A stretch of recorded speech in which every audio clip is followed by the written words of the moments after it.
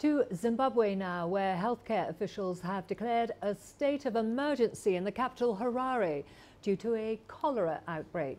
At least 20 people have died and another 2,000 are being treated for the diarrheal disease.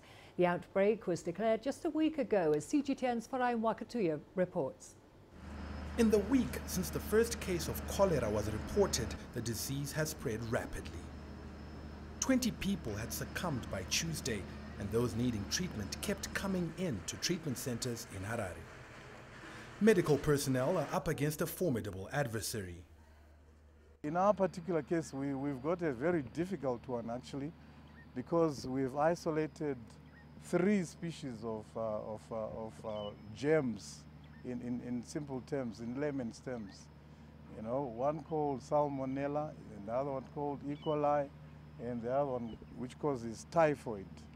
You know, so, and the doctors have also identified that there is some resistance to antibiotics, except for one other particular antibiotic. We are declaring an emergency for Harare, and this will enable us to be able to contain the cholera, typhoid, and whatever else, you know, is going on. You know, we need to have that opportunity to be able to ensure that we get rid of the problem as quickly as possible. Development partners are bracing for a demanding response. We have already mobilized quite significant resources from, as I said, the UN in general, UNICEF and WHO in particular. We are also talking with our different partners on the ground, DFID and others, to make sure that we mobilize more resources.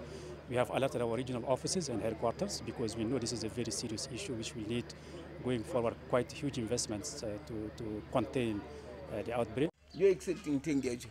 Glenview is the epicenter of the outbreak. Burst sewer pipes, uncollected refuse and erratic water supplies mean squalid living conditions for its residents. We have to go to nearby bars to use the toilet because the sewage pipes in our homes don't work properly. We are tired of reporting the faults because the council officers always promise they'll come to attend to them, but never do. Now that the health time bomb has gone off, council has finally sprung into action. New sewer pipes are being laid to replace broken down ones. Clean water will be transported here and distributed to residents, and there are restrictions on food vending, all part of an emergency response to this outbreak. Health promoters are also on a door-to-door campaign to encourage good hygiene. With so many already infected, these diligent foot soldiers hope they aren't too late to win a battle that could save many in their community. Farai Mwakutuya, CGTN, Harare, Zimbabwe.